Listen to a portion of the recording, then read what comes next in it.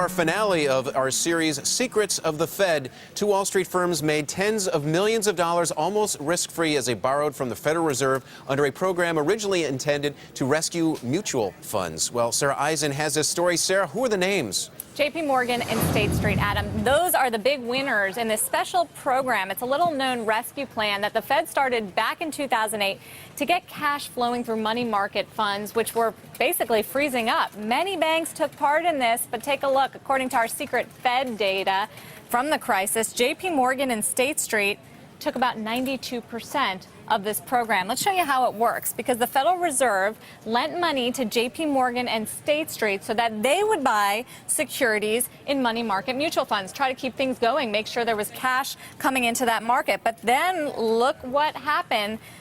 The money mutual fund securities matured, and those banks, JPMorgan and State Street, actually profited. It was basically a risk-free investment because the Federal Reserve guaranteed against losses. So those banks were actually profiting off of these securities. Let's show you how much was at stake here. $89 billion is how much State Street took a loan from the Federal Reserve. Now, once those money market mutual fund securities matured and the banks got profit, they made $76 million. That was State Street. Not bad when you're talking about basically risk-free investing.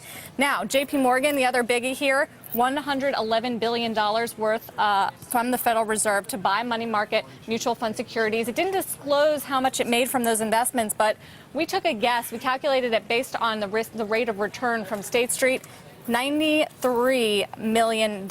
Now, okay, a 1% return, not such a huge chunk of change for these banks. Still, remember, this was a program from the Federal Reserve meant to lend banks money so that they could keep the system flowing. It shows not only did they do that, but they also helped these banks make some nice profits. Yeah, they certainly did. Well, you know what? $93 million may only be 1%, but you know what? 1% is still pretty good. I'd take it. And the banks